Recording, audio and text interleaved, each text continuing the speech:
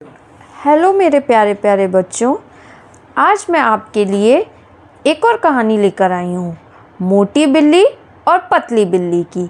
हम सबको बिल्लियाँ बहुत अच्छी लगती हैं, डॉगीज़ भी बहुत अच्छे लगते हैं।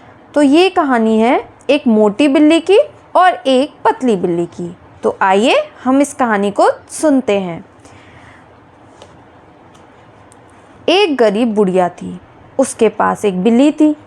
बिल्ली भी अपनी मालकिन के समान पतली और कमज़ोर थी। एक दिन वह छत पर बैठी थी, तभी उसने एक मोटी बिल्ली को छत पर कूदते हुए देखा।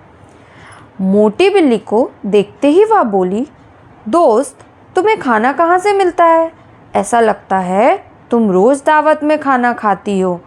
मोटी बिल्ली बोली, मैं राजा की मेज से बढ़िया खाने की चीज़ें चुरा कर खाती हूँ। मोटी बिल्ली बोली, यदि तुम चाहो तो कल मेरे साथ चल सकती हो। पतली बिल्ली झट से बोली, ज़रूर, मैं कल तुम्हारे साथ चलूँगी। मैं कल शाम को भी यहीं मिलूँगी। पतली बिल्ली ने अपनी मालकिन को शाही दावत की सारी बातें बतलाई। गरीब बुढ़िया ने उसे समझाया, जो कुछ तुम्हारे पास है उसी में खुश रहो। सोचो, यदि राजा के रसोइये ने तुम्हें पकड़ लिया तो क्या होगा? लेकिन पतली बिल्ली ने उसकी एक ना सुनी।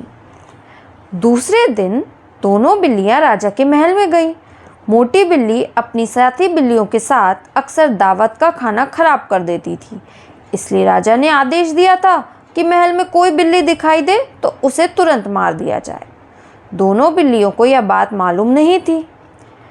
महल में खाने के कमरे में मोटी बिल्ली छुपी रही थी कि दूसरी बिल्लियों ने उसे राजा के आदेश के बारे में बता दिया।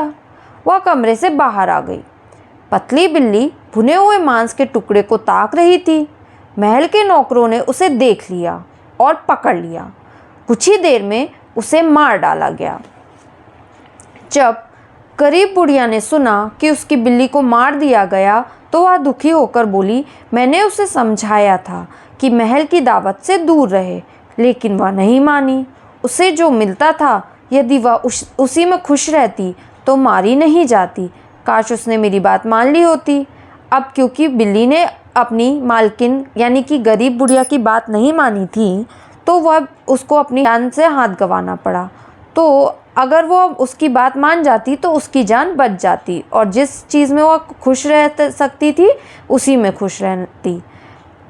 तो चलिए, ये कहानी हमारी ख़त्म हुई और मैं जल्दी आप लोग से नई कहानी लेकर मिलूँगी। Bye bye.